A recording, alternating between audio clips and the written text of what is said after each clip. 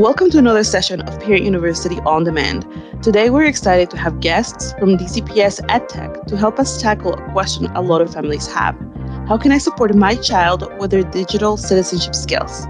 So let's jump right into it. Hello, my name is Lucas Torrey, and I serve as the Director for Educational Technology here at DCPS. My team's job is to partner closely with schools to provide professional development, coaching, resources for technology integration. I'm super excited to talk about educational technology in the district today.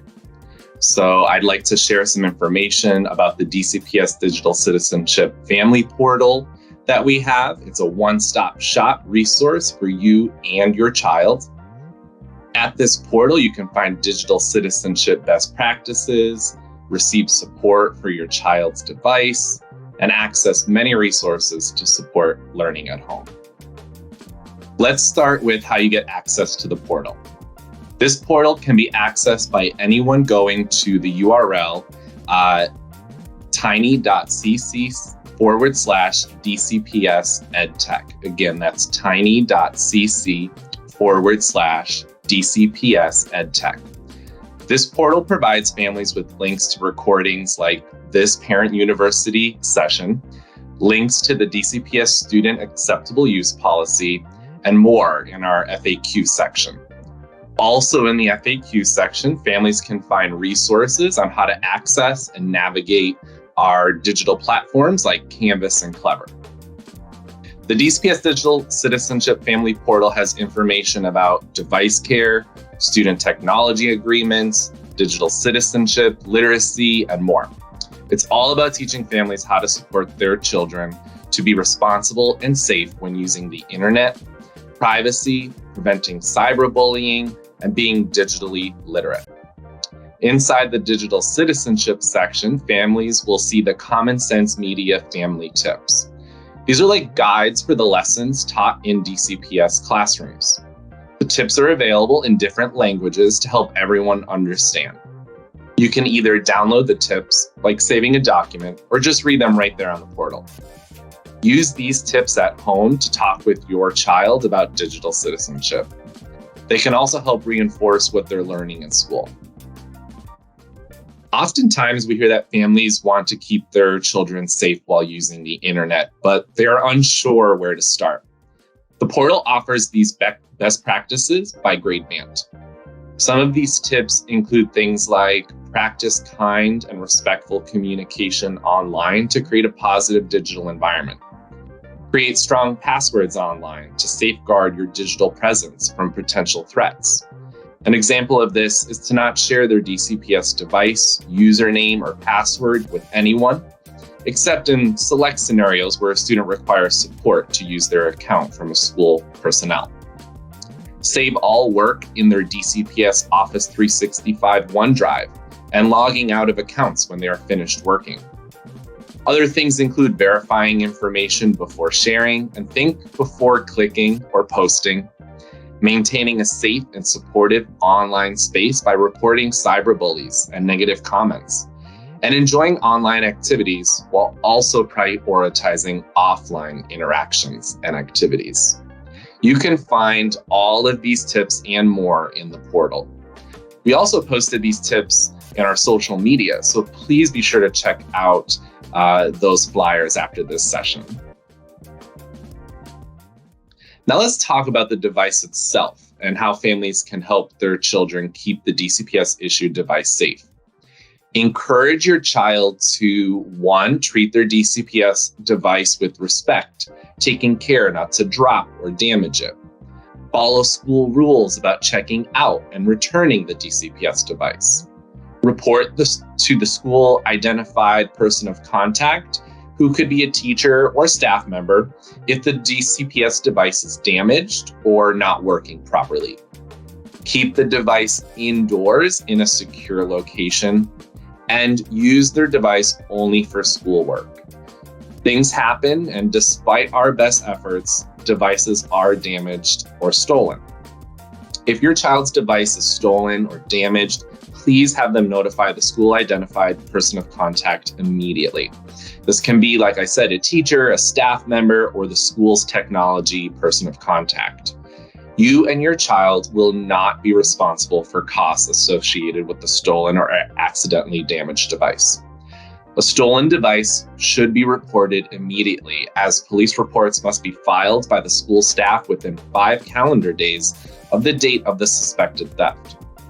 If your child does not follow the above guidelines or the ones listed in the DCPS Student and Staff Technology and Network Acceptable Use Policy, they will lose access to the DCPS network or DCPS technology for increasing periods of time under DCPS student discipline regulations and policies, and engaging in illegal or criminal acts using a DCPS device will constitute a criminal violation. Thank you for sharing all this information with us. We do have a couple of frequently asked questions from our families. So I'm going to ask you those and get those answers to our families. Let's start with the first question. The first question says, I heard I could receive a free or reduced cost internet at home. How do I access this service? Great question.